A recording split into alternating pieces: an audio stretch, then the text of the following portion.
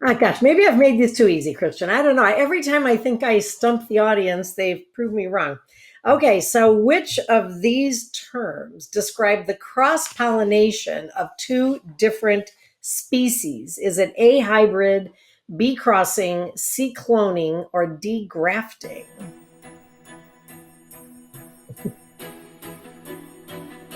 Which of these terms describes the cross pollination of two different species? Is it A, hybrid, B, crossing, C, cloning, D, grafting?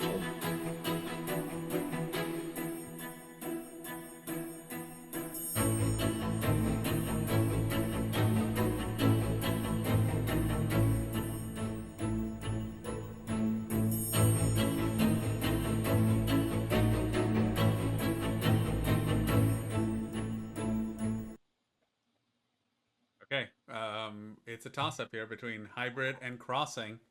So, Okay. All righty. Well, the answer is hybrid. So let me explain. Because these things do sort of all hover around each other a little bit, particularly hybrid and crossing. So a hybrid is where you take two different species, not varieties, but species, and you mix them together, and you get a whole new grape. Vidal is a really famous crossing. I'm sorry, hybrid out of Canada that we use to make really exceptional ice wine. And we usually do hybrids really for the same reason we do other things, is to maybe take the good qualities from one species and take the good qualities from another species, and maybe it's better, maybe it's drought tolerant or humidity tolerant, or grows better in certain soils or climates. Okay, now crossing is where you marry two varieties within the same species. So a good example of that would be, uh,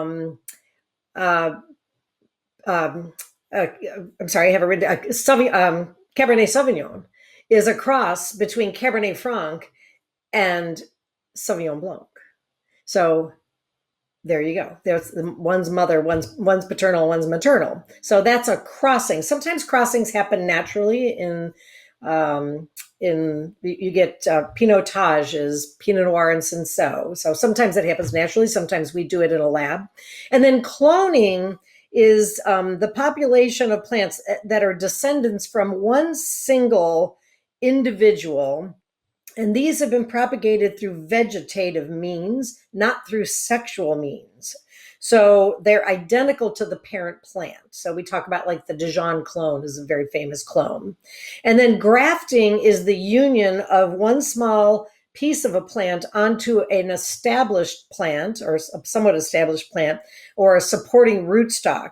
The reason why we do this is there's two reasons why we graft. One is where we graft vinifera rootstock on top of American rootstock, because American rootstock is more phylloxera resistant.